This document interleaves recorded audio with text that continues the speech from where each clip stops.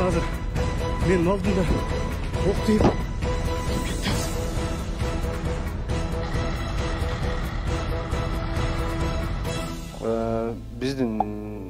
биздеги маалыматтар боюнча ошо Төрткүл суу сактагычына келүүчү каналдын башы Головной дейт.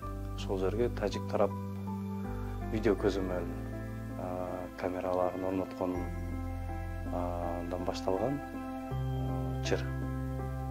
Ал чыр эки тараптын жарандарынын таш ыргытуусуга чейин алып келди. Бул 28 апрель күнү болгон окуя. Мен 28 апрель күнү кечки саат 6-лар чамасында дагы бир катар журналисттер менен кошо баргам. Барганыбызда ошол окуяны өз көз менен көрдүк. Ал жерге баргандан кийин баягы аңчылык куралдары менен гана айрым учурда ок атылып турду. Айылдын ичине бир тараптуу эле атылып турду, ал ошол тажик тараптан атылып турду деп жергиликтүү тургундар айтып атышат. Тажик тарап атып атат. Биз эч нерсе кыла албай турабыз, баягы аялдарды, балдарды уже сыртка чыгарып бергенбиз. Биз эме кылганга бул жерде милиция кызматкерлери уруксат бербей атат деп ошол Көкташтын борборунда элдер топтолуп турган экен. Ал жерде тажик жарандары көбүрөөк болчу, 300-400-дүн тегерегинде. Ал эми кыргыз жарандары ашып барса 100-120 киши болчу. Баягы жолдун боюнда эле уже тажиктер жолдон өткөрбөй атат экен, өткөн машиналарды ташпыктак кылып атышып атат экен деген сөздөрдү уктук дагы. Анан биз баягы күч ургандардын машинасы менен барабызбы, же болбосо атайын бир машина уюштуруп береби деп бир жарым саат туруп калдык. Карасак айтылып калды, баягы жол тазаланды, өткөнгө мүмкүн экен деп. Биз где-то 9:30-10 уже ушул Көкташ айылында болуп калдык. Бирок ал жерде бизде атайын курал жарак менен келгиле же ушундай согуш болот экен деген маалыматтар такыр болгон эмес. Биз тараптан биздикилер антип согушабыз деп дагы ойлогон эмес. Эч ким элден эч кандай ошондой маалымат чыккан дагы эмес. Биз уккан жокпуз. Видео салып аткан маалыбызда уже минометтордон үн чыгып баштады. Буга чейин баягы болгон эле аңчылык, мелкашкалар менен атылып атканбыз, уже даңылдап эле кадимгидей бир чоң бир атышуу башталып кетти да. Анан качып баштадык биз да. Ошол биздин кара заставасын кайра алуу баягындай операциясын баштаганына күбө болдук. Ал жерде жөнөкөй жарандар дагы бар болчу. Ошол Головнойго жөнөгөн баягындай жогоруда эле элдер барып басымдуу бөлүгүн көрсөтүү максатында жөнөкөй жарандар көп болчу.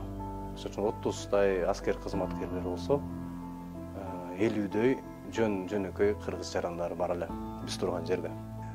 Мен мындай ачык айтсам, буга чейин машыгууларда, аскердик машыгууларда же ушундай бир эмелерде катышып жүргөн бир эч кандай бир мындай өзгөчө деле сезим болчу эмес да. Кечээки ушул мына чек арадагы куралдуу кагылышта мен баштап эмне ой келип, эмне ойлонуп жатканын да сезгем жок. Элдер айтып атты да, атпайсыңар, биз кырдаалды курчутуп жибербеш үчүн эч нерсе кылбайбыз азыр.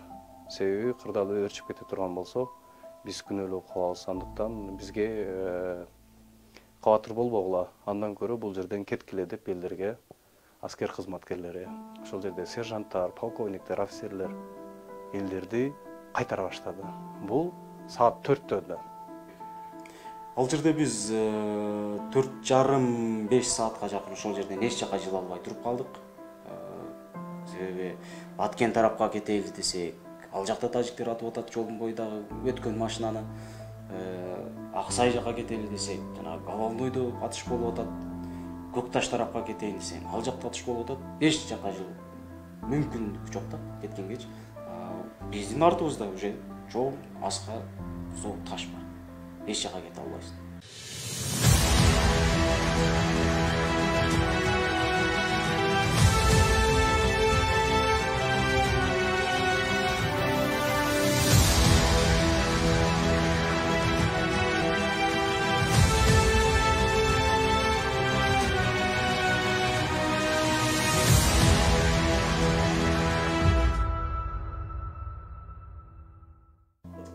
Ар бир секунда, ар бир минута кандайын өзгөрүп сенин акыркы дем алышың болуп калышы мүмкүн болуп атты да.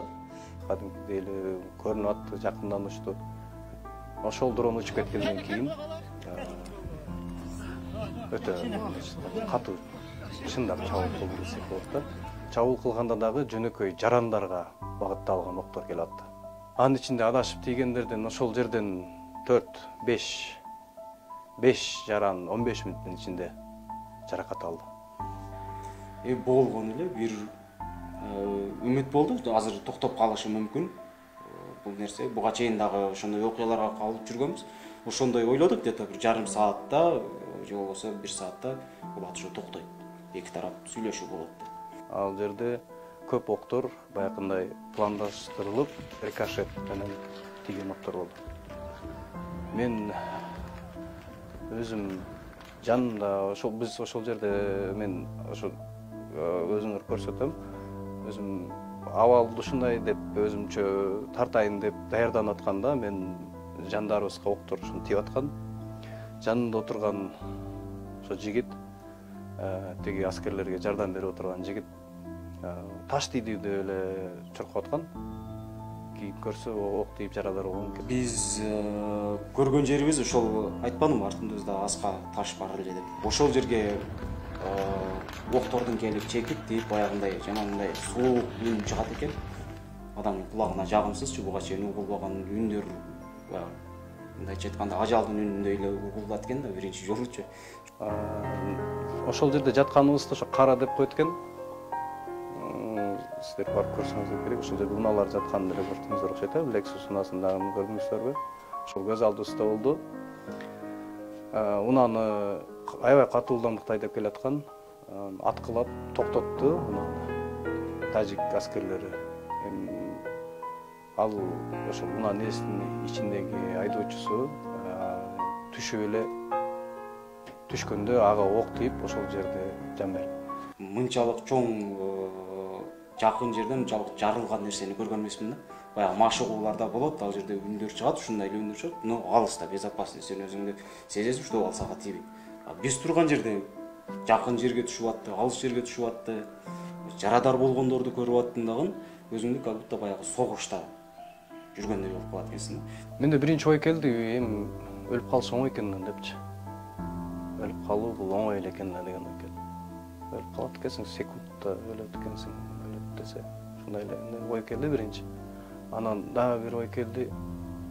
Биз ушинтип өзүбүздүн жерибизде жатып аныкталган жердебиз да, биз аныкталган жерде болдук. Границалар такталган жерде. Эми өздөрү тараптан, өздөрү чек арасынан биздин чек арага ок атып ушинтип өлтүрүп койсо, буга ким жооп берет деген ой болду. Анан жарадарлар жөнөткөндөн кийин акырын өзүнүн унагы отуруп келатып ушундай ой келди. Ушу балдардын жарадар болушуна, алардын ата-энесинин кабатыр болуусуна, өлүп кеткендердин күйүтүн кайсы бир ата-эне тартып атат да, ата-энеси, бир тууганы, үй бүлөсү, ошолордун ызасына ким жоопкер болот бул дүйнөдө деген суроо болду. Анан өзүмчө жооп издедим. Балким биз күнөөлүүбүз, эл. Балким мен, балким көрүп аткан сиз, балким өкмөт, балким тажик, балким пешене, биз айтабыз го пешене депчи. Ушундай ойлор болот экен. Азыр айта албайм кимди, бир адам тартылды же бирөө тартылды деп айта албайм. Мен ошондой абал болуп аткан, жанагындай эң катуу тынымсыз жарылуулар болуп аткан учурда биринчи мен ошол андан бир 10-15 мүнөт мурда эле көрүп келген Воруктагы турган топ элдин маселеси көрө. Анткени алар баары эч кандай куралы жок. 300-400 киши куча бир жерде топтолуп турушкан да алар жакта.